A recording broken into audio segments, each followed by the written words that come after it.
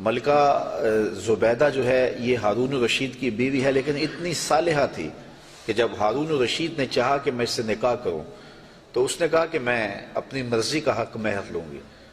تو اس نے کہا کہ ٹھیک ہے، بادشاہوں کے لیے کیا مشکل ہوتا ہے حق مہر ادا کرنا۔ تو اس نے کہا کیا حق مہر لوگی؟ کہا بغداد سے نہر نکالو اور عرفات تک پہنچاؤ، یہ میرا حق مہر ہوگا۔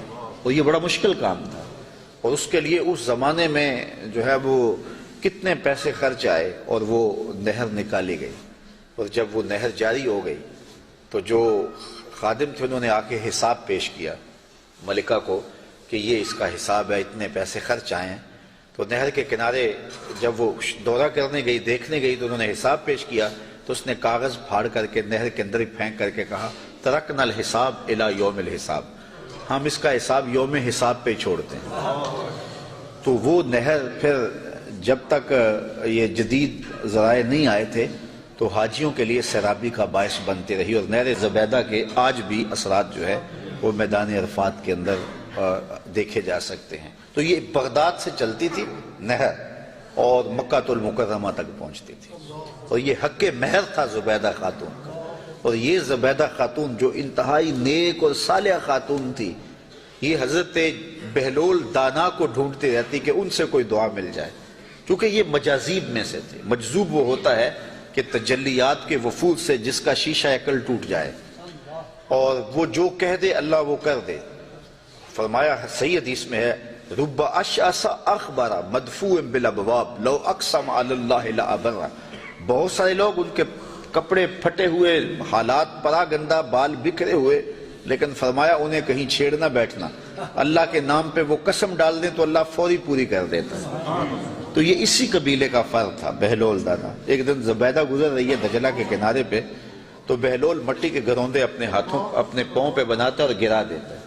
یہ کبھی آپ نے بچپن میں منظر دیکھا، وہ گلی میں ریت پھینک جائے تو بچے جو ہے وہ پاؤں کے اوپر گروندے بنا دیتے ہیں اور پھر ان کو ہولے سے پاؤں نکال لیتے ہیں، پھر جب کھیل ختم ہو تو گرا دیتے ہیں۔ یہی شغل بہلول کر رہا ہے دجلہ کے کنارے۔ تو ملکہ زبیدہ گزری، پوچھا بہلول کیا کر رہے ہو؟ کہا جنت کے مکان بنا رہا ہوں۔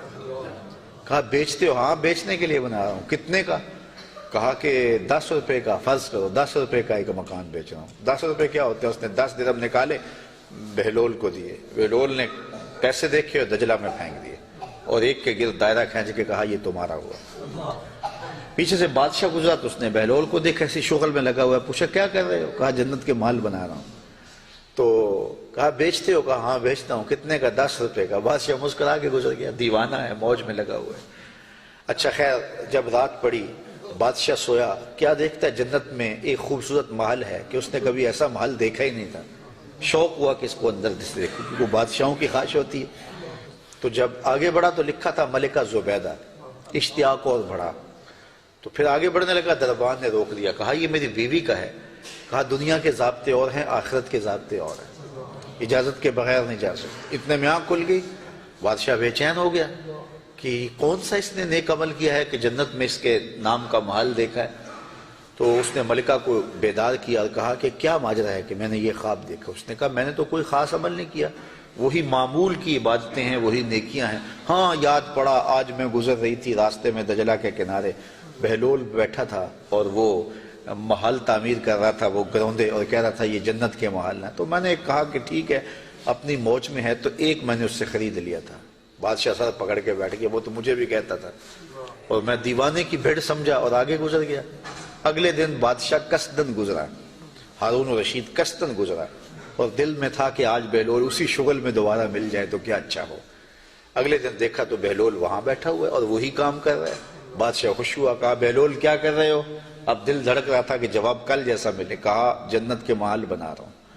بادشاہ کے دل کو تسلی ہوئی، کہا بیچتے ہو؟ کہا ہاں بیچنے کے لیے بنا رہا ہوں۔ کہا کتنے کا؟ کہا آدھی حکومت لگے گی۔ کہا کل تو 10 روپے کا کہتے ہو۔ کہا ہاں کوئی اور آئے تو اس کے لیے 10 روپے کا۔ کہا تو میرے لیے اتنا مہنگا کیوں؟ کہا تم دیکھ کے جو آئے ہو۔ تو بات یہ ہے کہ یہ سعدی نے کہا تھا، سعدیہ نزدیک رائے عاشقاں، خلق مجنو نندو مجنو آ کے لست۔